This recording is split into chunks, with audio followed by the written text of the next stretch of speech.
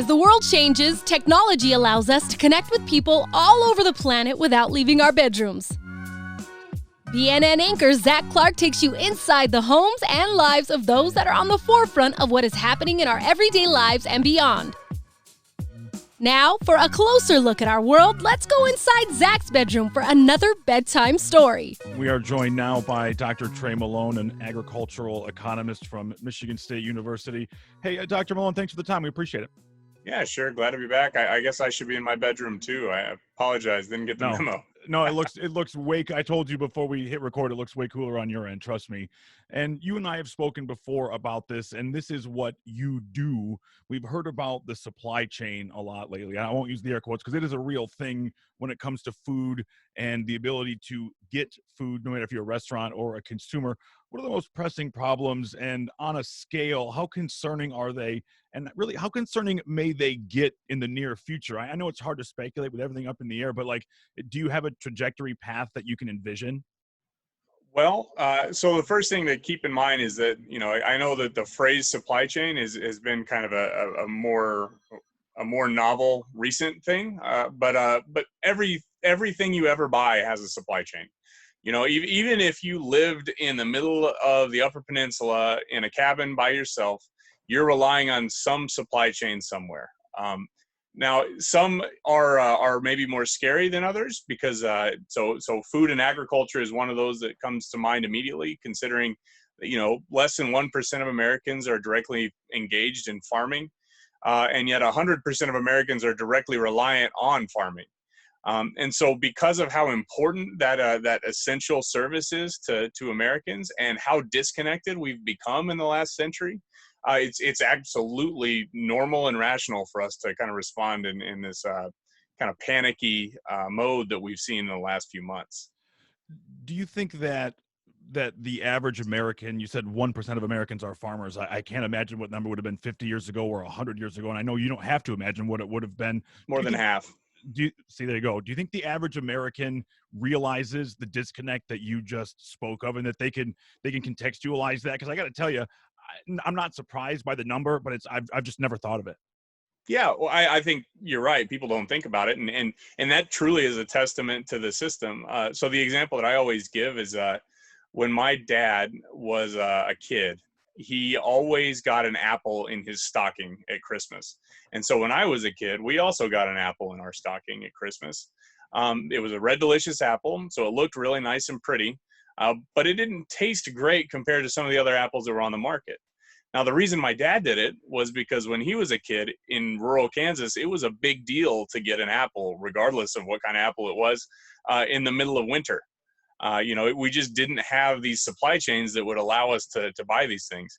By the time I was, 9, 10 years old, it didn't matter at all what time of year I was going to be able to buy, less than $1 a pound apples. We just, that's an incredible marvel if you really think about it. Here in Michigan, I've only been here three years, but these 3 winters have been the longest winters of my life. But I've never wanted for a banana, and we don't grow bananas anywhere within 2,000 miles, 3,000 miles. We don't hardly grow bananas in the United States for that matter. People kind of, I think, understand that there's a disconnect and are okay generally with that disconnect. But if we think about Maslow's hierarchy of needs and, the way that we consider essential services, traditionally we are buying pre-COVID, we're buying based on kind of our existential beliefs about the world. So I'm buying organic, I'm buying local, mostly just because I want to support this system that I think matters.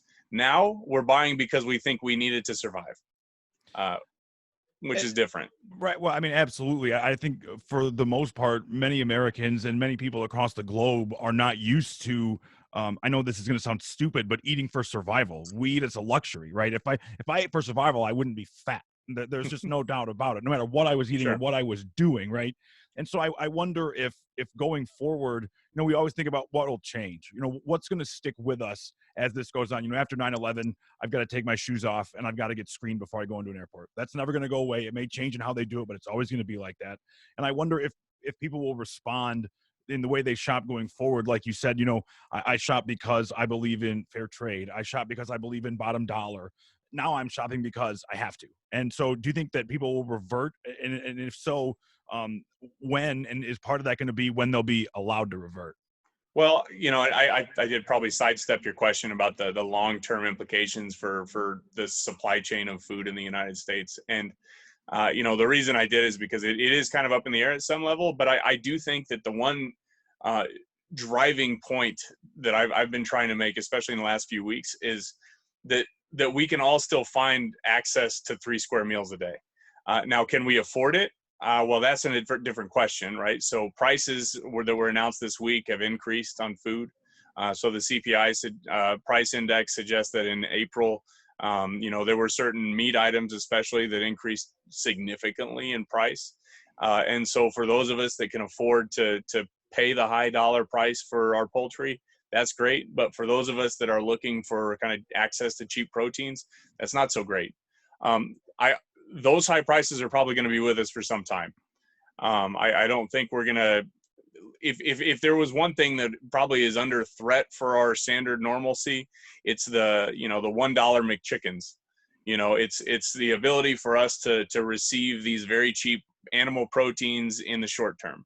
Right now, depending on what day it is, we've seen a pretty significant disruption in processing capacity for swine and beef cows, especially. And we're talking about the difference of ballpark 200,000 hogs are not being slaughtered right now that should have been slaughtered. And so, that's going to last for a while.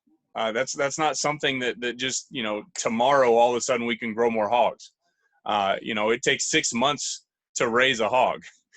So that timeline is going to put you into higher prices, but that doesn't mean there's going to be food shortages. It just means there's going to be higher prices. Yeah, I lived in rural Arkansas. My first job in radio was in the southwestern corner, and it's basically timber, chickens, and pigs. Those are Tyson especially. Yeah. And to me, the thought of 200,000 pigs. I mean, you and I were talking earlier about beer and how the people are starting to talk about how it's getting dumped. You can't dump a pig. I mean, can you? I mean, what happens there? I mean, that's an incredible thought to me. I mean, you can get rid of things some far easier than others, I guess, is my thought.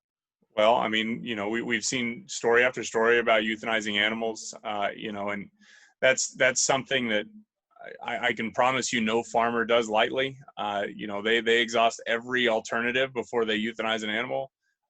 Culling these herds is not something that they like doing. They've invested significant amounts of money into these animals, significant amounts of time, and honestly, significant amounts of care and love. And so, just the psychological stress that puts on our farmers and ranchers is it really cannot be overstated. Down in Southwest Arkansas, that's kind of Walmart land. Kinda. Yeah. And Walmart is world famous and historically famous for redeveloping supply chains in the United States and completely rewriting the way we shop for clothes but also food. And so you have to believe that those systems right now, while they're under stress, are also responding as best as they can and as intelligently as they can.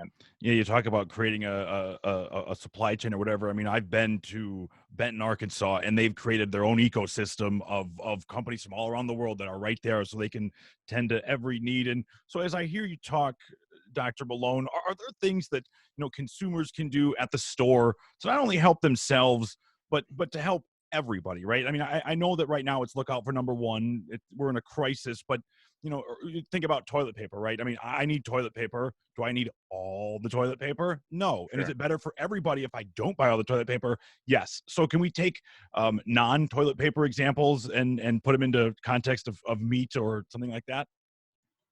Okay, so this is a weird quote that I'm going to throw out, but I'm going to do Excellent. it anyways. So there is a fantastic video of a woman named Steph Davis who is free soloing the diamond of Long's Peak.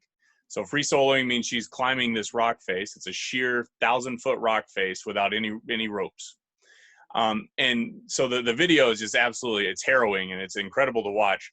But one of the big quotes from that to me that I've always taken away is she talks about how the fear is the danger. So if you're free soloing and if you're climbing this very difficult route, the scariest thing is for you to be scared. And so the same thing is true right now. You know, we have an incredible system. If you trust the system, you're going to be fed. The data suggests that people have more meat in their freezers now than they did before. And yet, as soon as this panic or this fear maybe sets in certain parts of the population, you can see stockouts fairly quickly.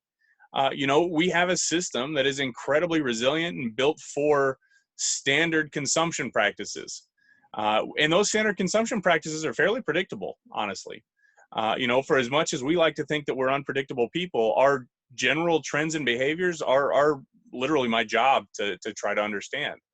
But if there is some type of psychological breakdown where people all of a sudden decide that we all need to go buy as much bacon as we possibly can fit in our shelves, well, that's going to change the way that everybody else has access to food. The last thing that I would point out, that if you're really trying to help, you know, keep in mind that the numbers that I've seen lately suggest that I think it's almost 7 times as many people right now who are food insecure, who are increasingly concerned about being able to feed their kids. I mean, we've seen unprecedented increases in food insecurity in the United States in the last 2 months. And so if you're really trying and you really, really want to help support these, the food system right now, think long and hard about how you might be able to get the dollars to those people to support their family at the grocery store. Dr. Trey Malone, an agricultural economist at Michigan State, but I mean, that sells them short. USA Today, Washington Post, Fast Company, Vice, and of course at your local brew pub, which eventually someday we'll both be able to go and enjoy together. Dr. Trey Malone, thank you so much for coming into the bedroom. We appreciate it. Yeah, happy to talk. Feel free to reach out anytime. Thanks for talking.